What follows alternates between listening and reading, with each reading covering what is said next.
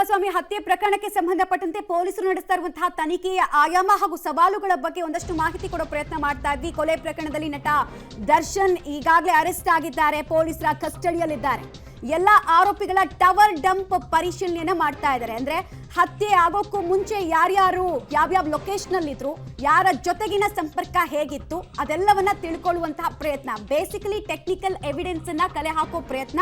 ಕೃತ್ಯ ನಡೆದಂತಹ ಸ್ಥಳದಲ್ಲಿ ಯಾರಿದ್ರು, ಎಷ್ಟು ಜನರ ನೆಟ್ವರ್ಕ್ ಅಲ್ಲಿ ಆಕ್ಟಿವ್ ಆಗಿತ್ತು, ಫೋನ್ ಕಾನ್ವರ್ಸೇಷನ್ಸ್ ಎಷ್ಟು ಜನರ ಜೊತೆಗಿತ್ತು, 16 ಮಂದಿಯ CDR ಅನ್ನ ಕೂಡ ತೆಗೆಸೋ ಕೆಲಸ ಆಗಿದೆ.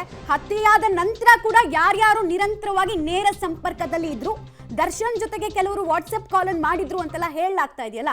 ವಾಟ್ಸ್ಆಪ್ ಕಾಲ್, ವಿಡಿಯೋ ಕಾಲ್, ಮೆಸೇಜ್ ಏನೇನ್ ರೀತಿ ಎಕ್ಸ್ಚೇಂಜ್ ಆಗಿದೆ ಅನ್ನೋದನ್ನ ತಿಳ್ಕೊಳ್ಳೋ ನಿಟ್ಟಿನಲ್ಲಿ 13 ಆರೋಪಿಗಳ ಆಕ್ಟಿವಿಟೀಸ್ ಎಷ್ಟು ಆಕ್ಟಿವ್ ಆಗಿತ್ತು, ಆಕ್ಟಿವ್ ಪಾರ್ಟಿಸಿಪೆಂಟ್ಗಳ ರೋಲ್ ಎಂಥದ್ದು ಅದೆಲ್ಲವನ್ನ ತಿಳಿಯುವಲ್ಲಿ ಈ ಟವರ್ ಡೌನ್ ಲೊಕೇಶನ್ ಕೂಡ ಬಹಳ ಇಂಪಾರ್ಟೆಂಟು. ಎಷ್ಟೊಂದು ಕೇಸಸ್ ಅಲ್ಲಿ ಪತ್ತೆನೇ ಆಗಲ್ಲ ಈ ಕೊಲೆಗಾರ ಯಾರು, ಹಂತಕ ಯಾರು ಅನ್ನೋದನ್ನ ನೋಡ್ತಾ ಇದ್ದಾಗ ಅಲ್ಲಿ ಟವರ್ ಡೌನ್ ಲೊಕೇಶನ್ ನಿಂದ ಅದನ್ನು ಟ್ರೇಸ್ ಔಟ್ ಮಾಡಿರುವಂತಹ ಅನೇಕ ಕೇಸಸ್ಗಳು ನಮ್ಮ ಕಣ್ ಮುಂದಿದೆ. ಸೊ ತನಿಖೆ ಸದ್ಯಕ್ಕೆ ಕ್ಷಿಪ್ರಗತಿಯಲ್ಲಿ ಸಾಗ್ತಾ ಇದೆ. ಎಲ್ಲಾ ಆಯಾಮಗಳನ್ನ ಕೂಡ ನೋಡ್ತಾ ಇದ್ದಾರೆ. ಮತ್ತೆ recovery of evidence is very crucial ಅನ್ನೋದು ತನಿಖಾಧಿಕಾರಿಗಳಿಗೂ ಚೆನ್ನಾಗಿ ಗೊತ್ತಿದೆ.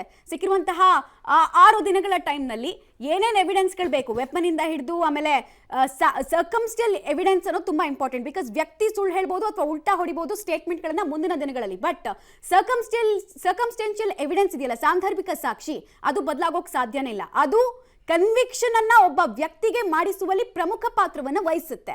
ಹೀಗಾಗಿ ಅದನ್ನೆಲ್ಲ ಕಲೆ ಹಾಕೋ ಕೆಲಸವನ್ನ ಮಾಡ್ತಾ ಇದ್ರೆ ಅದರ ಒಂದು ಭಾಗ ಅಂತ ಹೇಳಿದ್ರೆ ಈ CDR ಅನ್ನ. ಈ ಕೇಸ್ನಲ್ಲಿ ಸ್ವಲ್ಪ ಇದು ಹೈ ಪ್ರೊಫೈಲ್ ಕೇಸ್ ಮತ್ತೆ ಸೂಕ್ಷ್ಮ ಪ್ರಕರಣ, ತುಂಬಾ ಕೇರ್ಫುಲ್ ಆಗಿ ಮಾಡಬೇಕಾಗುತ್ತೆ.